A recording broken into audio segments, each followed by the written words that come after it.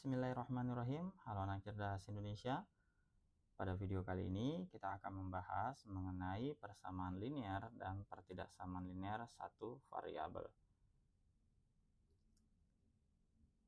Yang pertama yaitu kita bahas dulu tentang peta konsep dari persamaan dan pertidaksamaan linear satu variabel.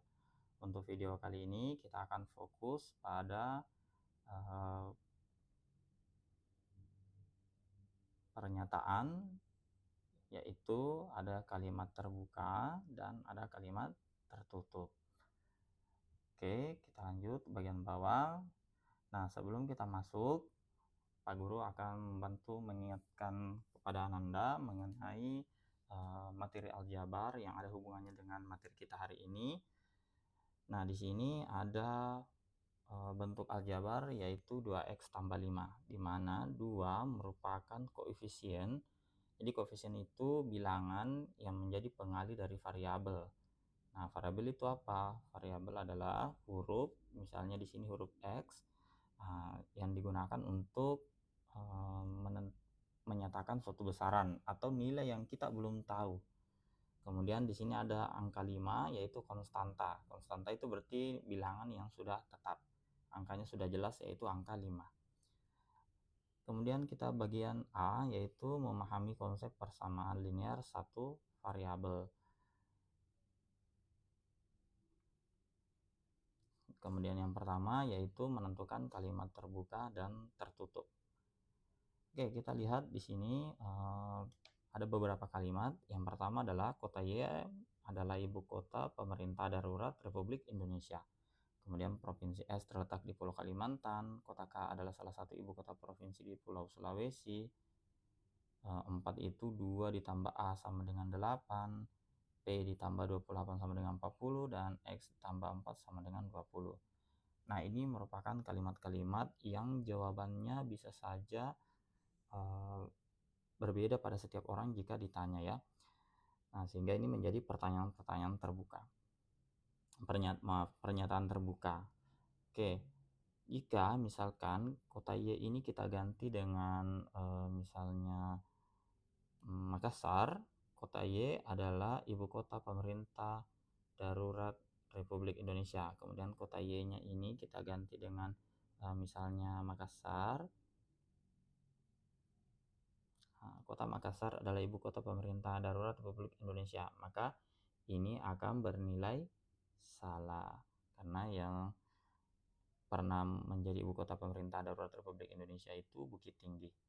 Kalau Pak Guru tidak salah, sehingga ini kalau kita menjawab Makassar bahkan jawabannya akan bernilai salah. Nah, jika sudah ada nilai salah atau benar, maka kalimat ini akan menjadi kalimat tertutup. Kita lanjut ke nomor 2. Provinsi S terletak di Pulau Kalimantan. Nah, jika provinsi S ini kita tulis misalnya jawabannya Aceh,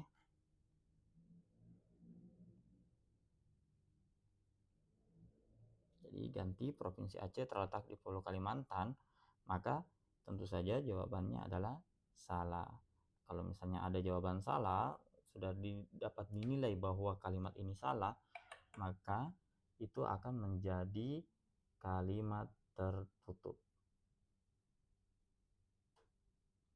Oke, kita lanjut ke nomor 3. Kota K adalah salah satu ibu kota provinsi di Pulau Sulawesi.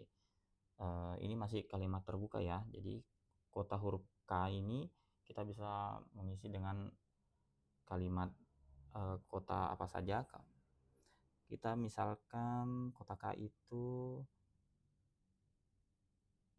Makassar lagi. Jadi kota Makassar, misalnya kita jawab Makassar adalah salah satu ibu kota provinsi di Pulau Sulawesi. Maka ini bernilai benar. Nah, kalau sudah bernilai benar, sudah ada nilai yang bisa kita tentukan bahwa ini nilainya benar. Sekali lagi bahwa itu merupakan kalimat tertutup. Kita lanjut nomor 4. 2 ditambah A sama dengan 8. Nah, A-nya di sini masih berupa kalimat terbuka karena kita huruf A ini itu kita masih bisa isi dengan angka berapa saja. Misalkan 1. Jadi 2 ditambah 1 sama dengan 8. Nah, tentu saja jika kalau begitu ini bernilai salah. Lalu berapa untuk nilai benarnya? Tentu saja kita harus menambah angka 2 ini dengan 6 sehingga didapatlah angka 8. Maka 6 ini jika kita menjawab A sama dengan 6, maka ini akan bernilai benar. Sama seperti nomor 5, P ditambah 28 sama dengan 40. Misalnya kita jawab bahwa P di sini adalah 12.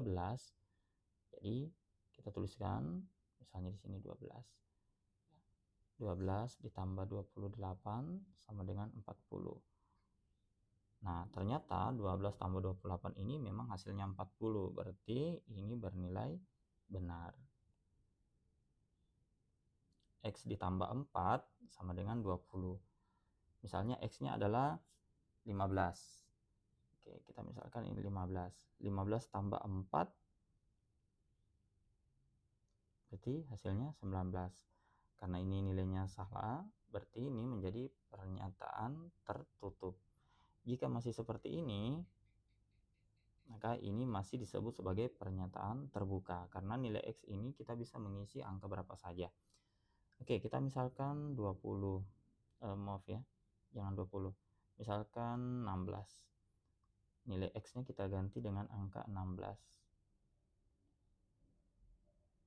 Kita hapus dulu, kita misalkan 16, maka 16 ditambah 4 hasilnya 20. Maka jika kita mengisi 16, hasilnya adalah benar. Sehingga ini menjadi pernyataan tertutup. Nah, intinya pernyataan terbuka ataupun tertutup itu kita bisa tuliskan seperti ini. Kalimat tertutup adalah pernyataan yang hanya dapat dikatakan benar atau salah. Jadi tidak boleh keduanya. Sedangkan kalimat terbuka adalah pernyataan yang tidak dapat dinilai benar atau salah. Ya, kenapa? Karena ada elemen yang kita tidak tahu nilainya. Seperti yang tadi, ada huruf X di sini, ada P, ada variabel-variabel yang lain, sehingga kita tidak tahu nilainya, maka menjadi kalimat terbuka. Nah, di sini ada contoh, kita bisa cek. Misalnya nomor 1, 3 dikurangi P sama dengan 2. Nah, ini kalimat terbuka atau kalimat tertutup. Nah, tentu saja karena di sini ada nilai yang kita belum tahu, berarti ini adalah kalimat terbuka. Kemudian X tambah 7. Nah, ini juga termasuk kalimat yang terbuka. 4 tambah B lebih besar daripada 10. Nah, ini lagi kalimat terbuka. Karena ingat, kita belum tahu huruf B ini angkanya berapa. Jadi masih bisa kita mengisi angka berapa saja tergantung jawaban yang kita punya. Kemudian nomor 5, negatif 2 ditambah 5 sama dengan 3. Nah, ini sudah menjadi kalimat tertutup. Kenapa? Karena semua angka-angka di sini sudah ditentukan. Kemudian 5 dikali 2, 5 dalam kurung 2, berarti 5 kali 2 ya, dikurang 3 sama dengan 7. Nah, ini juga termasuk kalimat tertutup. Semua angkanya sudah jelas, tinggal kita nilai apakah pernyataan ini benar atau tidak. Contohnya di sini nomor 6, 5 kali ini dikali ya. 5 kali 2 itu 10, 10 kurang 3 itu 7. Berarti ini alasannya karena ini benar. Kemudian nomor 7, nah ini ada A-nya. Berarti kalimat terbuka. Indonesia memiliki 34 provinsi. Nah, ini berarti kalimat tertutup karena sudah jelas di sini menggunakan angka 34. Nah, kemudian Pak Guru lupa di sini di mana nilai-nilai nanti yang ada, misalnya di pernyataan terbuka tadi ada beberapa nilai yang bisa dijadikan jawaban, maka itu akan menjadi himpunan penyelesaian. Seperti apa? Oke, kita contoh misalnya di sini nomor 1. Oke. X tambah 4 sama dengan 10. Nah, tentu saja nilai X di sini adalah 6. Karena 6 ditambah 4 sama dengan 10. Nah, jawabannya kita bisa tuliskan himpunan penyelesaian sama dengan 6. Kemudian bagian B, 3x ditambah 5 sama dengan 9, di mana x adalah himpunan bilangan asli. Nah, di sini itu jawabannya adalah 4/3. Yang ini x-nya adalah 4/3.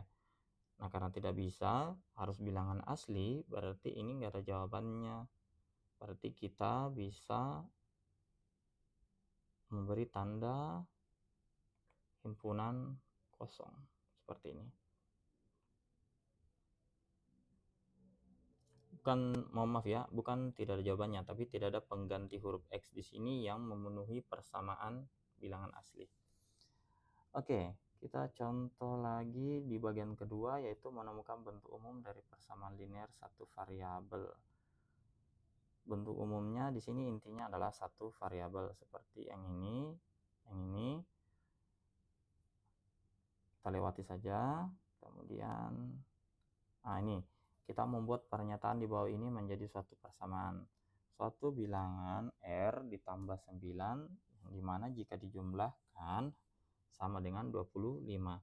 Oke, caranya adalah di sini ada R, jadi kita tulis dulu R. Kemudian ada 9. Katanya jika dijumlahkan, berarti kita tambah di sini, hasilnya sama dengan 25.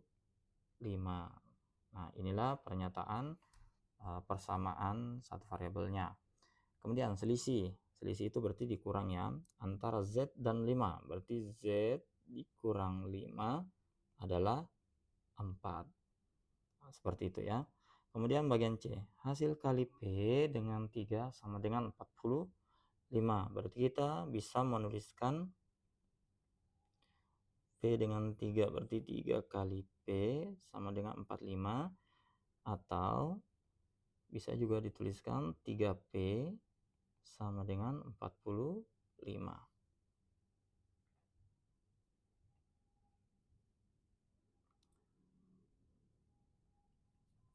Kita lanjut, sebanyak 96 siswa. Enggak usah ini. Kita jadikan contoh lagi selanjutnya. Enggak ada. Oke, kita masuk ke soal latihan 3.1. Analisis beberapa pernyataan di bawah ini untuk menentukan nilai kebenarannya. Oke, di sini Pak Guru mungkin akan membahas sekitar 1 atau 2 soal saja ya per soalnya. Kita mulai dari nomor 1 bagian A. 2/3 dari 27 adalah 18.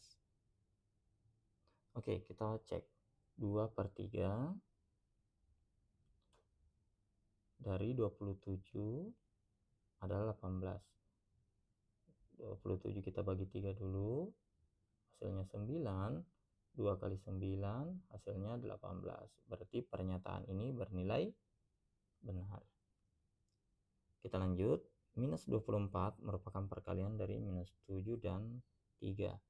Oke, di sini 7 kita kali 3, tentu saja hasilnya adalah 21.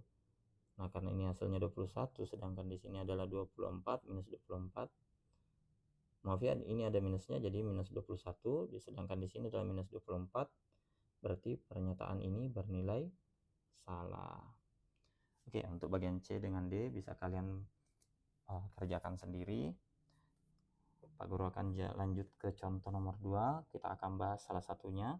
Jika nilai setiap variabel di bawah ini merupakan bilangan asli, ingat ya, himpunannya harus bilangan asli, maka himpunan penyelesaian dari masing-masing kalimat terbukanya adalah berapa?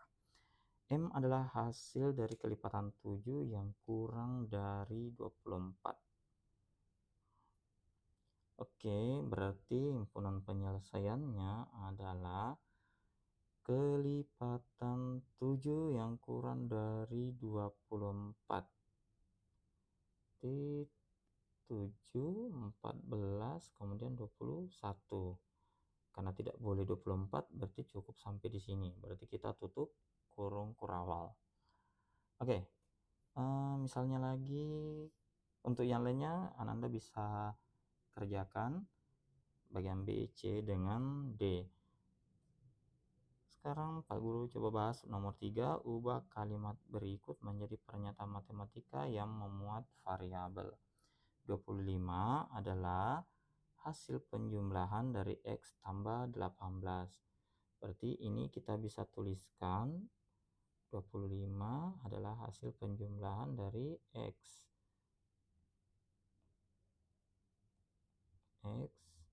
dan 18. Oke, penjumlahan berarti kita di sini tambah. Oke, boleh begini atau ditulis begini juga boleh. X tambah 18 sama dengan 25.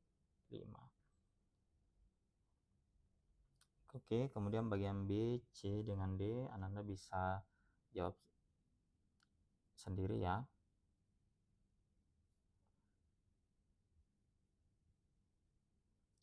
Kemudian yang keempat, Ahmad dan Doni adalah teman dekat yang akan membeli buku dengan mengumpulkan uang saku selama beberapa hari. Uang Ahmad adalah 108.000, total uang keduanya adalah 220.000. Tuliskan persamaan yang kalian gunakan untuk menentukan uang Doni. Baik, di sini kita lihat katanya ada uangnya Ahmad 108.000.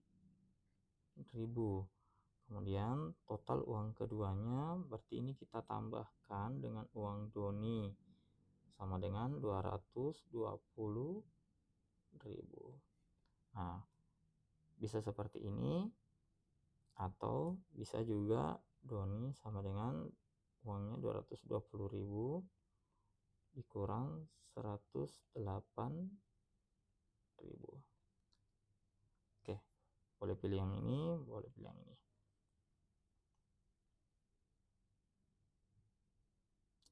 Baik, aku rasa cukup untuk materi yang pertama. Semoga dipahami, semoga bermanfaat, dan sampai bertemu di video selanjutnya yang akan membahas persamaan linear satu variabel, yaitu cara menyelesaikan persamaan linear satu variabel. Baik, aku rasa cukup. Sampai di sini videonya. Sampai bertemu di video selanjutnya.